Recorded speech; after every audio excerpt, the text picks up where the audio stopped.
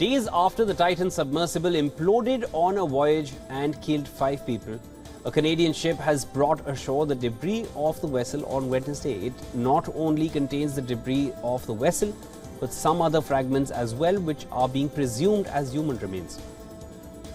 The remnants of the sub were brought to St. John's Harbour in Newfoundland.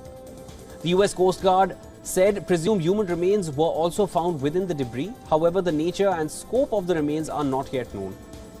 These remains will now be handed over to a US port for analysis and testing by a Marine Board of Investigation.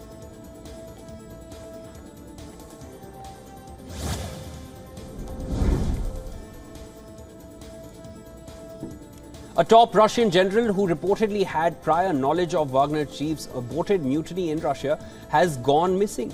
This has once again fueled speculations if this general had played a role in the mutiny and is perhaps now facing the repercussions for the same. As per a report by the Guardian, General Sergei Surovikin, the deputy head of Russia's military operations in Ukraine as well as head of the Russian aerospace forces, has not been seen in public since Saturday.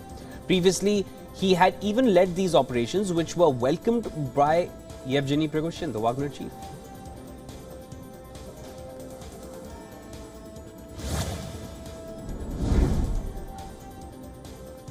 Kiev has lashed out at Moscow for attacking civilians in a restaurant bombing. On the other hand, the West has rolled the dice on Putin's failure following the Wagner Group's attempted mutiny last week.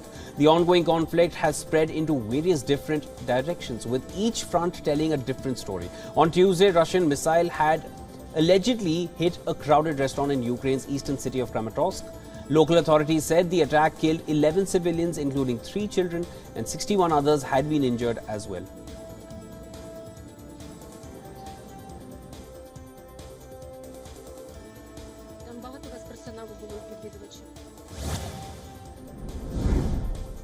India's External Affairs Minister Dr. S. Jaishankar has reiterated that India's ties with Russia remain positive, despite the turbulence across the world. The External Affairs Minister said that over the years, India has made its own evaluation regarding the importance of the relation. He says it will be a huge mistake for New Delhi if they keep their ties with Moscow restricted to only defense. He further added India has an upswing in the economic part of the relationship with Russia.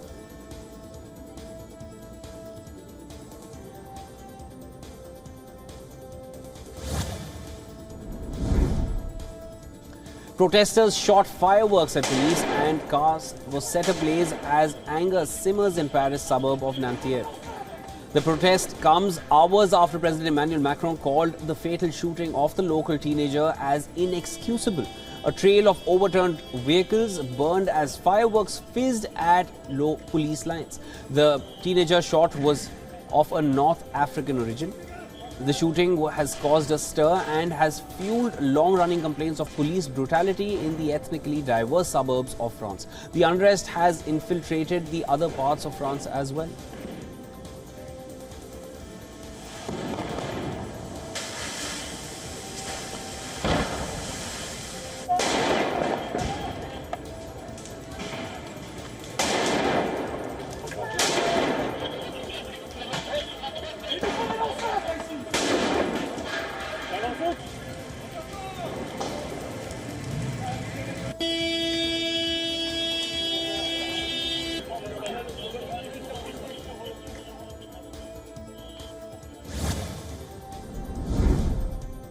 An Amtrak train carrying over 190 passengers going to Seattle partially derailed on Wednesday after hitting a water truck.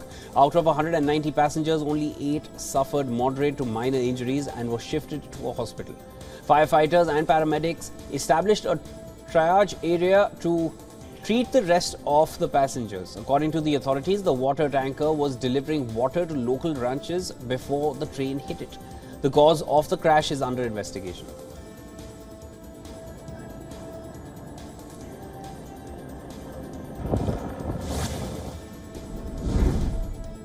US Secretary of State Antony Blinken has said that there is no new nuclear deal in the offing for Iran. This comes after Iranian President Ibrahim Raisi recently remarked that Iran will not beg US for an amicable deal, even if it looks forward to it. Now, citing Iran's unwillingness to do the necessary to earn compliance with the international obligations that required Iran to cooperate fully with the International Atomic Energy Agency's investigation and ratify the additional protocol to its IAEA Safeguards Agreement.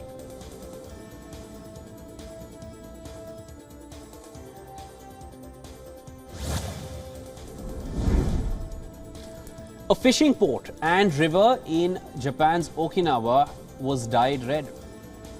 This was following the leak of a red food coloring liquid from a local beer factory. Officials from Orion Beer Factory, located some 700 meters from the fishing port, said the liquid came from a beer tank cooling system. It was dyed red so that it could be identified if water accidentally entered the tank. The liquid leaked into a nearby river through the rain gutters. The firm apologized for the incident and said the liquid posed no risks to human health. The cause of the liquid leak was still being investigated.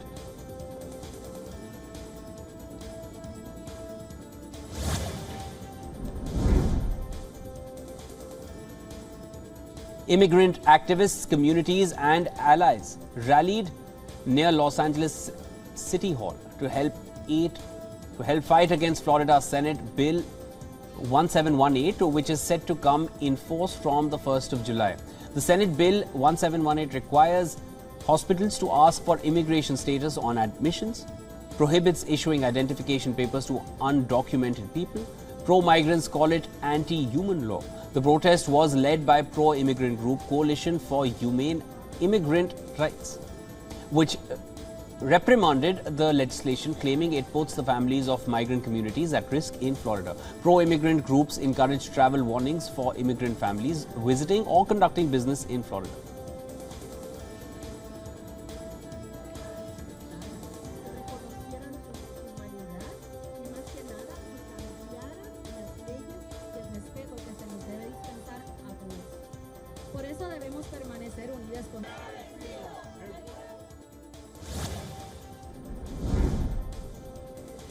People across the US are struggling to pay high electricity bills.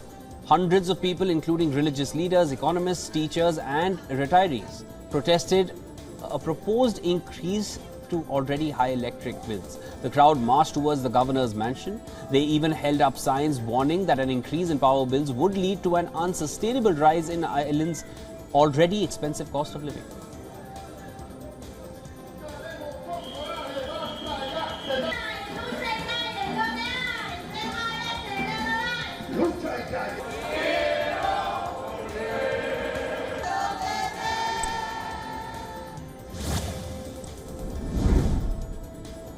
According to a survey last year, over half of Americans surveyed reported facing online harassment and hate during their lifetime. The survey figures include more than 75% of transgender responders. The survey showed that reports of online hate and harassment over the last 12 months increased within almost every demographic group in the United States. The number of reported online harassment cases went up from 40% in 2021 to 52% in 2022. The rate of harassment stood at 76% for transgender people, while 26% of Jewish respondents, 38% of Black Americans and 38% of Muslims said they had been harassed online at some point in their life.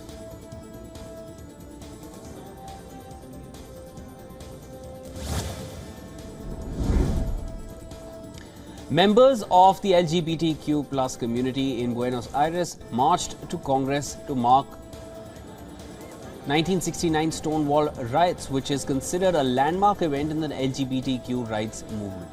Protesters carried photos of Teuel Torres, a young transgender who went missing when he went for a job. Activists demanded the approval of a bill that would provide financial reparations to transgenders who suffered abuses at the hands of state security forces. Argentina is the first country in the world to guarantee citizens the right to register their self-perceived identity in the document.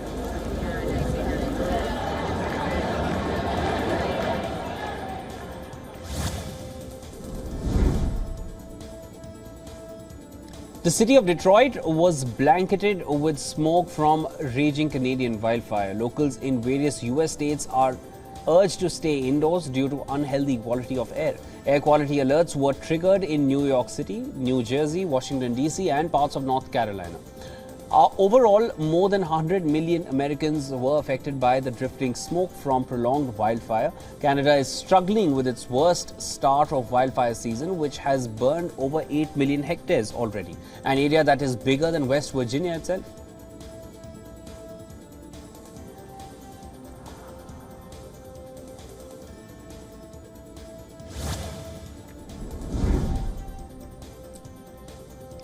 Chile declares farm emergency after heavy rains drowned the central southern countryside on Wednesday. The heavy rainfall has hammered Chile for many days and has taken a toll on the farming regions as well, houses and farmyards alike. According to official reports, tens of thousands are left with damaged property. The wet weather has already claimed lives of 2 people and has left 4 others missing. President Gabriel Boric flew over the Biobío region on Tuesday after the government declared farming emergency in rain-hit areas.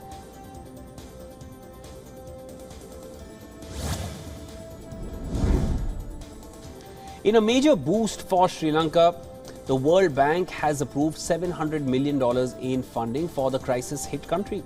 This includes $500 million for budgetary support and $200 million for welfare assistance. The funds will aid in early economic stabilization, structural reforms, and the protection of the poor and vulnerable. The World Bank's country director for Sri Lanka emphasizes that sustained reforms can lead the nation towards a green, resilient, and inclusive development. Now, this funding follows a recent $3 billion bailout from the IMF, the International Monetary Fund, with expectations of additional support from the World Bank and other multilateral agencies.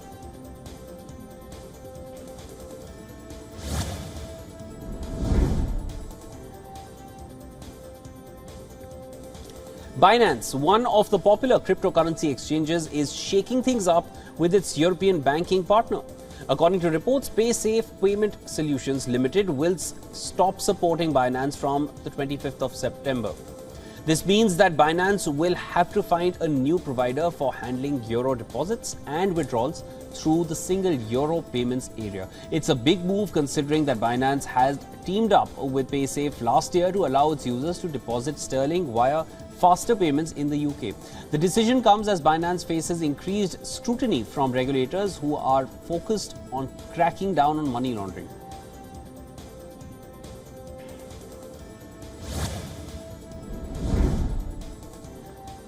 Meta has announced additions and updates to Instagram and Facebook. Running the app in a principled manner, Meta is bringing parental supervision to its applications. Now, from monitoring Messenger to setting time limits, the company is making it easier for teens to monitor their time on the app and also limit unwanted activities and interactions.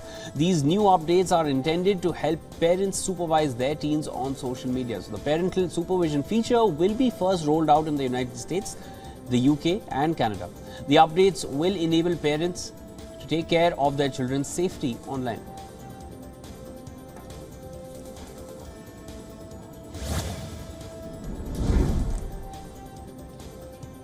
ChatGPT has taken the world by storm. The new tool in town has gained massive popularity over the last few months itself. This time, ChatGPT is expanding with what we call an India-centric approach. ChatGPT now speaks in several Indian languages like Hindi, Assamese, Bengali, and a few others. After logging into your ChatGPT account, you need to specify your preference to receive a response in a particular language. For instance, if you enter your query in Hindi, the chatbot will respond in Hindi only. The responses generated by ChatGPT are fairly accurate in many regional languages like Assamese, Bengali, and more.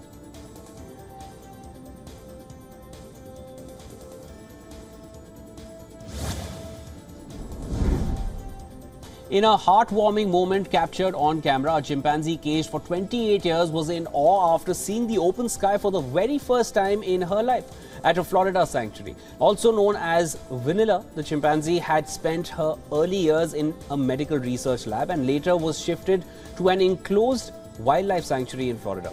Vanilla, along with fellow chimp Shake, was released on an island to save the chimp's Florida sanctuary. The non-profit says Vanilla has integrated into the family group living on the island and enjoys exploring, relaxing and grooming with the other chimps.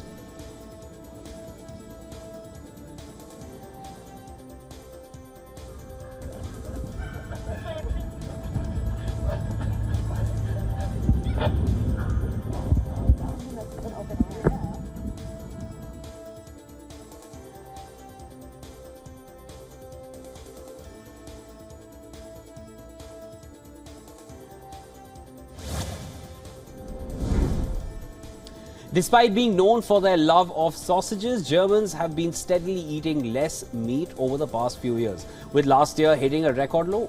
Figures from the German Agriculture Ministry show that meat consumption dropped to 52 kilograms per person in 2022, the lowest since the calculations began in 1989.